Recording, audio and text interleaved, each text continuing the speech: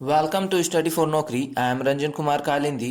हम लोग एप्टीट्यूड की क्लास कर रहे थे जिसमें हमारा टॉपिक था एवरेज। कुछ हमने लास्ट क्लास में कवर किया है, आज हम लोग आगे कवर करेंगे। तो for PDF and more updates please join our Telegram group. इस ग्रुप का लिंक आपको नीचे डिस्क्रिप्शन बॉक्स पर मिल जाएगा, वहाँ से जाकर आपको इसे ज्वाइन करना है। यहाँ पर आपको पीडीएफ और नोट्स अवेलेबल करा दिए जाएंगे। तो हमने कितने टाइप्स तक अभी तक देखा? हमने अभी तक कंप्लीट किया टाइप 4 तक। अभी तक हमने एवरेज में देखा कि टाइप फोर तक मीन्स टाइप 4 तरह के किस तरह के क्वेश्चंस आते हैं। आज हम लोग शुरू करने वाले टाइप 5 से, आगे देखेंगे कितने तरह के क्वेश्चंस एवरेज से बनते हैं। ठीक है, तो पहला क्वेश्चन क्या है? The average of 50 observation was 36। It is found later that an observation 48 was wrongly taken 23। The correct mean is. क्या कह रहा है? 50 संख्याओं का औसत जो है वो 36 प्राप्त किया गया। बाद में पता चला कि एक संख्या जो है वो 48 के जगह पे 23 ले लिया गया।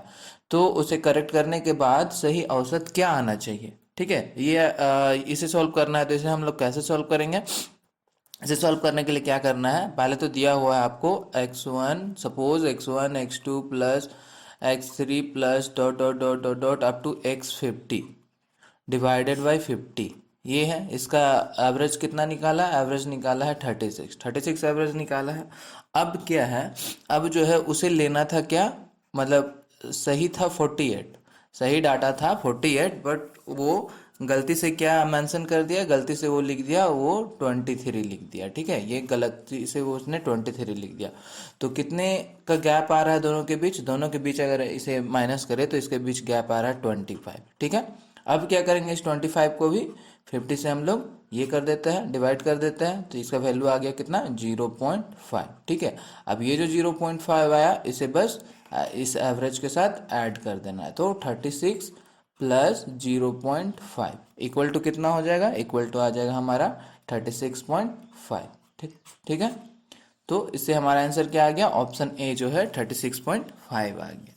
तो इस तरह से इसे हम आसानी से सॉल्व कर सकते हैं कम से कम समय में। ठीक है, नेक्स्ट देखते हैं। नेक्स्ट क्या है? The average marks of 5 students were 50। इट was found later that one student's marks was wrongly taken 20 instead of 25. Then what is the correct average of 5 students? क्या कह रहा है? 5 छात्रों का अंक का औसत 50 प्राप्त किया गया। बाद में पता चला कि एक छात्र का अंक 25 की जगह 20 ले लिया गया। मतलब उसका मार्क्स 25 आ रहा था लेकिन उसने मेंशन किया है कितना? 20 ही मेंशन किया है। तो सही औसत क्या होगा? फिर से उसी तरह का सवाल है, तो इसे भी उसी तरह सॉल्व करते हैं। क्या है? x1 plus x2 plus x3 dot dot dot dot up to x50 ले लेते हैं। 50 तक है तो x50 तक हो गया। अब क्या है? नहीं नहीं, 5 स्टूडेंट्स है ना। हाँ, 5 स्टूडेंट है तो अप टू x5 तक लेंगे।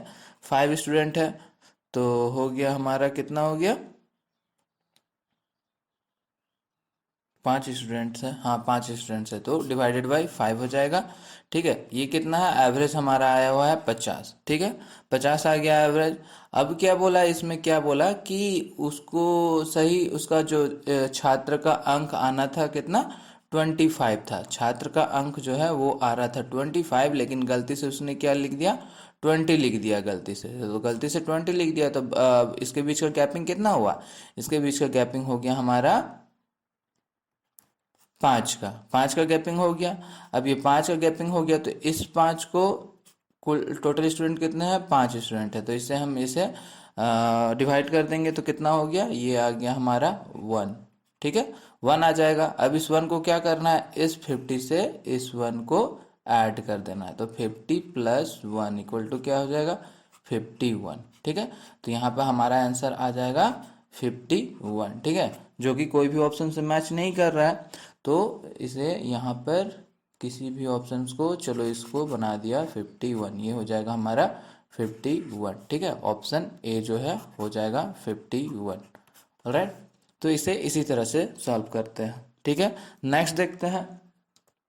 नेक्स्ट चले गए। नेक्स्ट में क्या दिया हुआ है? नेक्स्ट में दिया हुआ है the average marks of 10 students were 63। It was found later that one student's marks was wrongly taken 40 instead of 70 and other student's marks was wrongly taken 50 instead of 60.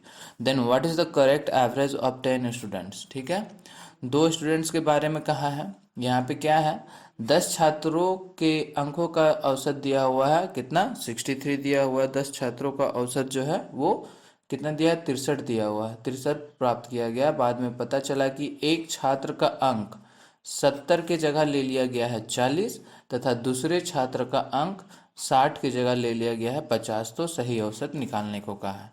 दो छात्र के मार्क्स पे गड़बड़ी हुई है, उसे करेक्ट करके सही एवरेज निकालना है। ठीक है, तो कितना ऑब्जर्वेशन है हमारे पास, मतलब कितने छात्रों का है, छात्र हो गए हमारे पास, स्कूल स्टूडेंट्स है अप टू 10। ठीक है, तो 10 का जो एवरेज दिया हुआ वो कितना दिया हुआ है, 63 एवरेज दिया हुआ है।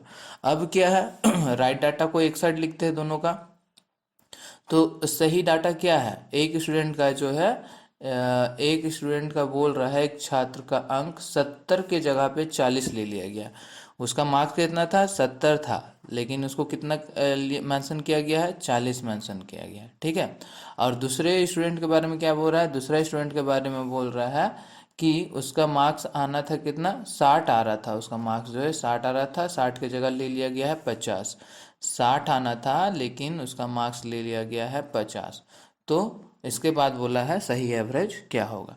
तो कुल करेक्ट कितना हो रहा है, कुल करेक्ट मार्क्स जो हो रहा है वो हो रहा है हमारा 0, ये हो गया 13, और कुल रॉन्ग डाटा जो है, रॉन्ग डाटा है 90। ठीक है, तो अब हमें कुल right data, total right data और टोटल रॉन्ग डाटा मिल गया। तो अब क्या करेंगे, ये दोनों के बीच का गैप निकाल लेते हैं। तो ये दोनों के बीच को हम लोग माइनस कर दे रहे हैं। ठीक है, तो माइनस करने से क्या आ जाएगा, माइनस करने के बाद आ जाएगा 40।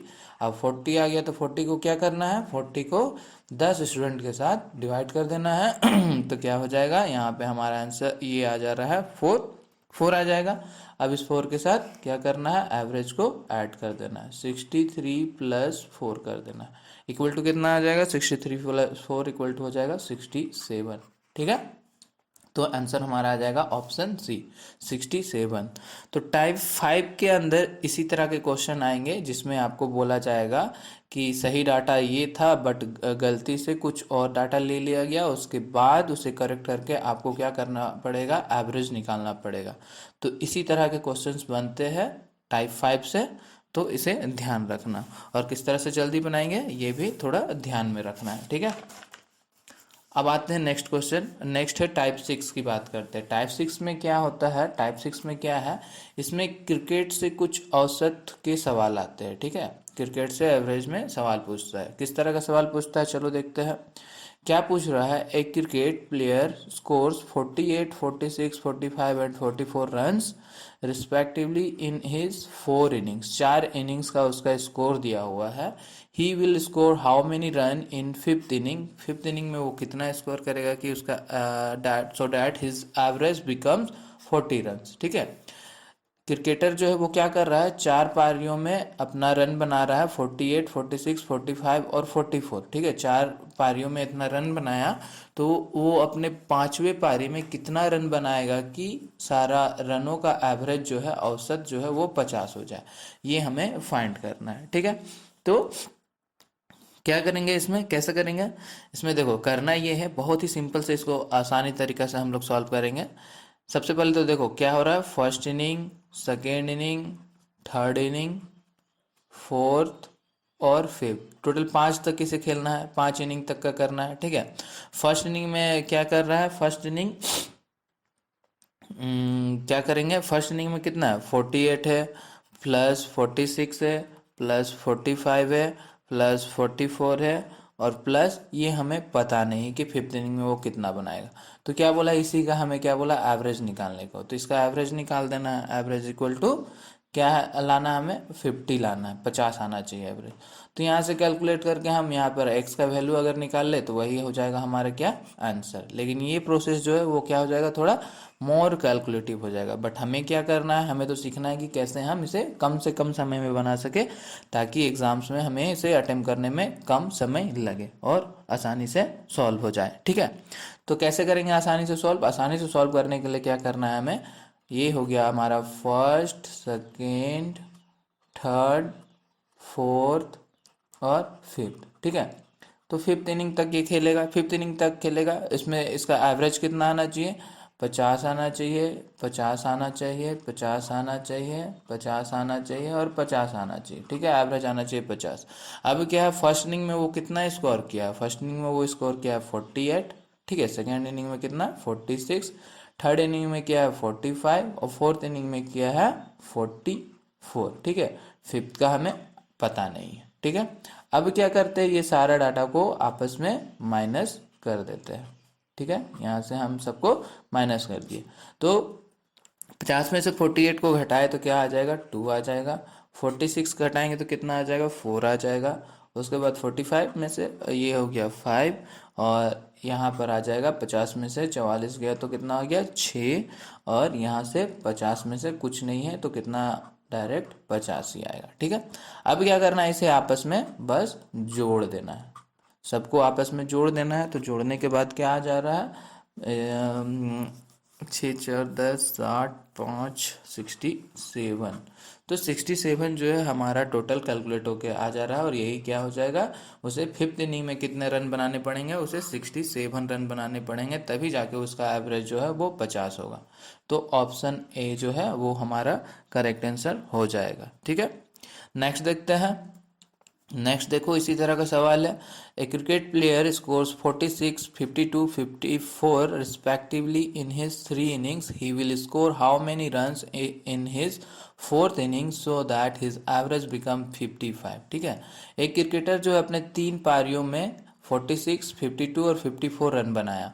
अब उसे फोर्थ पारी में कितना रन वो बनाएगा कि वो उसके रनों का औसत जो है वो 55 आ जाए? कितना तक खेला वो? टोटल उसको कितना खेलना है? 4 इनिंग खेलना है, 4 पारी खेलना है। ठीक है, तो ये ले लिया हमने फर्स्ट, सेकेंड, थर्ड और फोर्थ। फोर्थ इनिंग तक उसे खेलना है।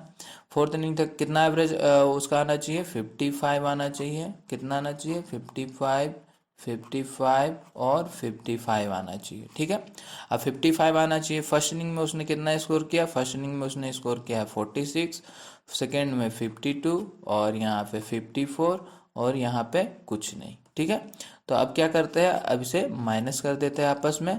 तो 55 में 46 गया तो कितना होगा? 9। इसे भी माइनस कर देंगे। 55 में 52 गया तो 3, 55 में 54 गया तो 1 और यहाँ पे कुछ नहीं है, सो 55 डायरेक्ट उतर जाएगा। ठीक है, अब इसे आपस में ऐड कर देना है, तो ऐड कर देते हैं। कितना हो जाएगा? 55, 9, 1 65 और 3 68। तो ये आ जा रहा हमारा 68 जो है आ जा रहा है। तो उसे कितना स्कोर करना पड़ेगा अपने फोर्थ इनिंग में? फोर्थ इनिंग में उसे एटलीस्ट 68 रन बनाने पड़ेंगे, तभी जाके उनका उसका एवरेज स्कोर जो है वो आएगा 55। ठीक है, तो क्रिकेट वाले सवाल से इसी तरह का क्वेश्चन बनता है। ठीक है, तो इसी तरह सॉल्व करना है। आते हैं टाइप 7 में। टाइप 7 की बात करते हैं, ये बहुत इंपॉर्टेंट है टाइप 7, क्योंकि ज़्यादातर क्वेश्चन टाइप 7 के अंदर से ही आते हैं एवरेज में, ऑलमोस्ट सारे एग्जाम में। ठीक है, क्या दिया हुआ? Average age of 11 man in is 23 years.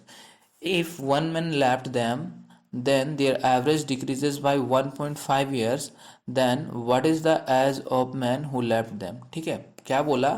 11 आदमी का औसत आयु कितना दिया हुआ है? 23 दिया हुआ है, 23 वर्ष दिया है। अगर एक आदमी को हटा दिया जाए, एक आदमी को हटा दिया जाए तो औसत आयु 1.5 वर्ष घट जाता है। तो जो आदमी को हटाया गया उस आदमी का आयु क्या होगा, ये हमें फाइंड करने को बोला है। अब देखो इसे कैसे सॉल्व करते हैं।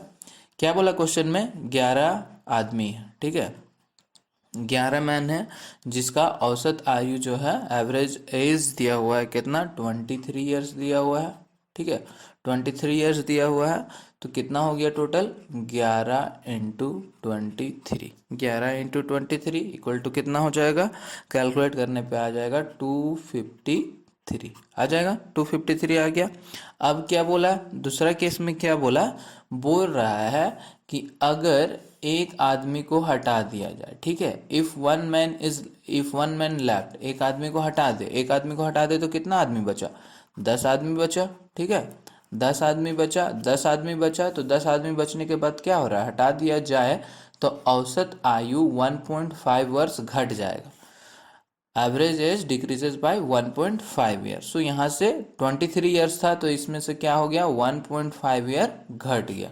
तो घटा देंगे तो क्या आएगा, घटाने के बाद ये आ जाएगा हमारा 23 में अगर 1.5 हम माइनस कर दे तो क्या आ जा रहा है, 21.5 ईयर। ठीक है, 21.5 ईयर आ जाएगा।